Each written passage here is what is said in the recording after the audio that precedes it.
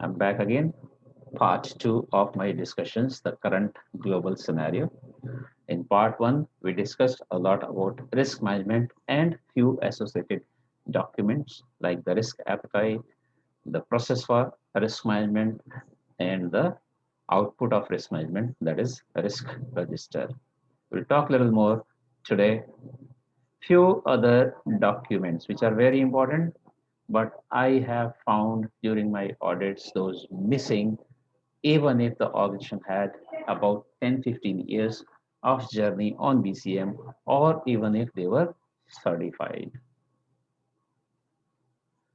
There is a need to have a list of regulatory requirements so that we are compliant and these or this situation does not become a BC situation for us or a challenge for us. This list may be missing. Again, people tell me stories that those are good, stories are good. But as an auditor, I would like to see the documented evidence. And if you have a list, then is it comprehensive? No one will be able to have it 100% perhaps all the times, but is it comprehensive? And then whether you are compliant to all those points. Second document that's missing is the interested parties. Once again, the list. And if you show me the list, that's not enough. What are their needs and expectations from you, and then whether and how you are meeting those expectations, because if you don't, then again this is a BC challenge. Basic principle I would like to say is that we need to be process dependent rather than practice dependent. So whatever I wish to do in life, whatever I intend to do in life, there should be a process for that. And I'm saying a documented process. Once again, not here on paper. It could go as deep as this, that a process is written, reviewed, and approved. By the way, story doesn't finish there, doesn't end there. Approved process needs to be published once again to relevant interested parties who need to be using that process. So written, reviewed, approved, published, used. And when you use a process, there will be an output. That output needs to be published once again to the relevant interested parties.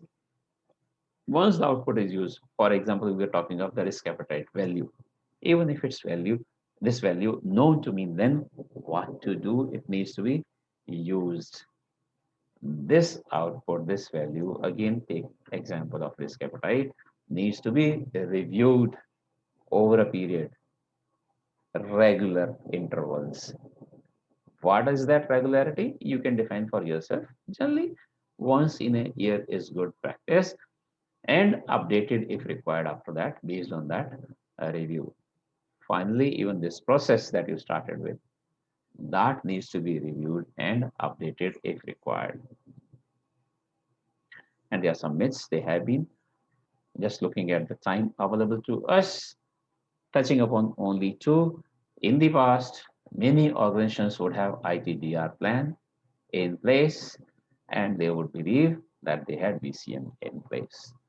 Oh, by the way, even if they had ITDR, there may not be ITDR plan, which means secondary and primary data center in some sync, whether real time, online, or whether with some time gaps.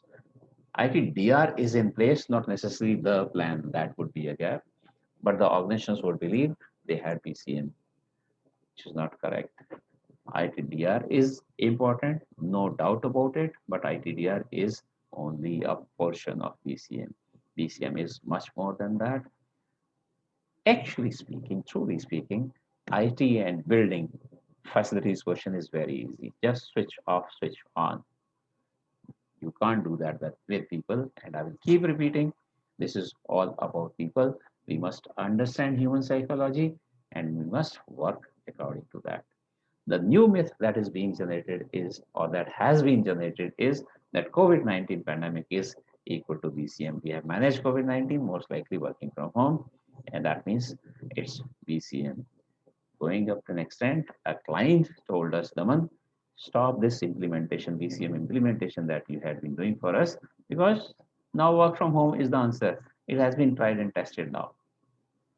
Not correct according to me at all.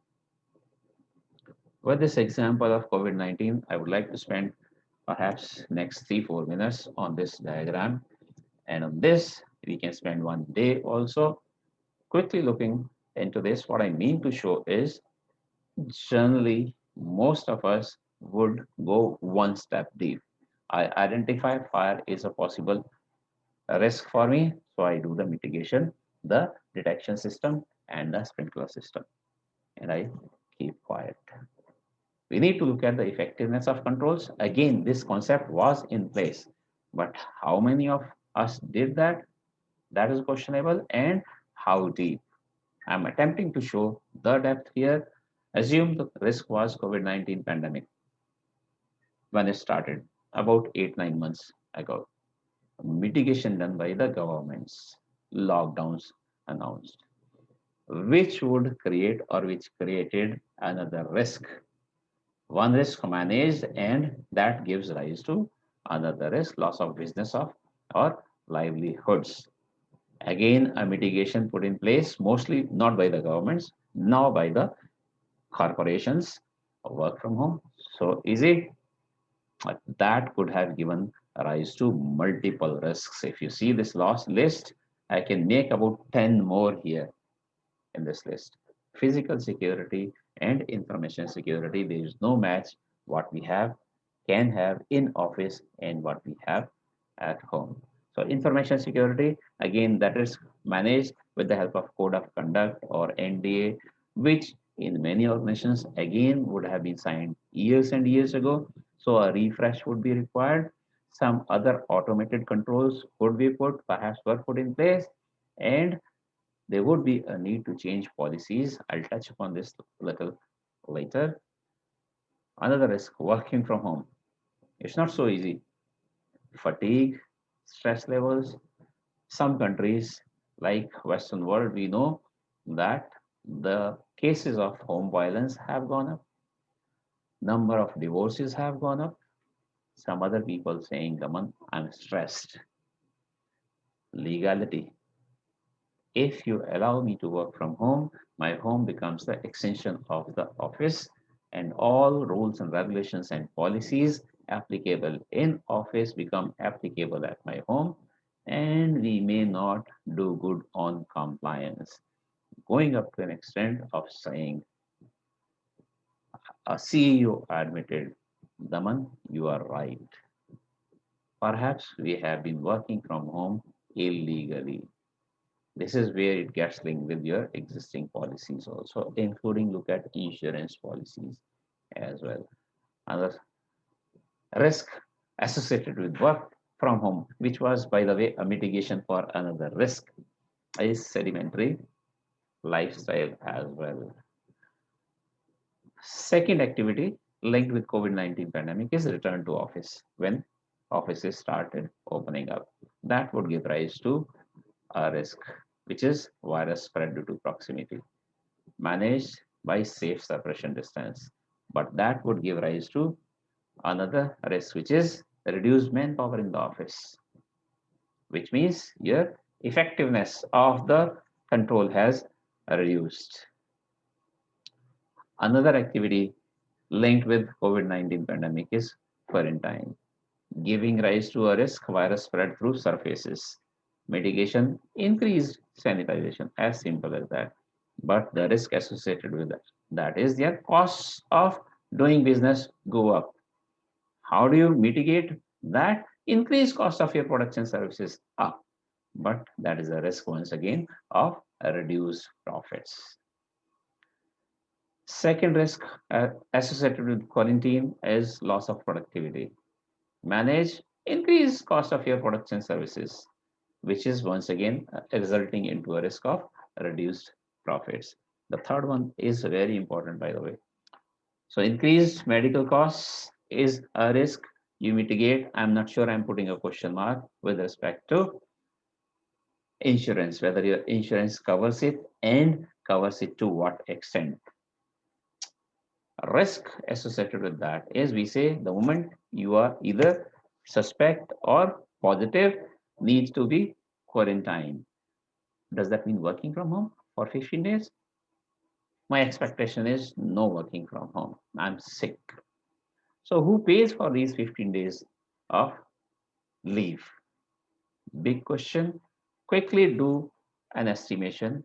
It is expected that up to 70% people may be sick because of pandemic. On leave for 15 days, multiply that with your average daily salary. Look at what does that number come out to be. This is your worst case scenario. Is it known? Do we have that budget? Have you planned for it? Is it in your plan document? And is it known to all people?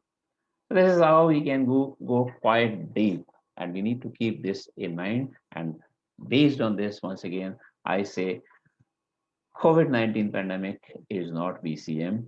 We need to do a lot more than that.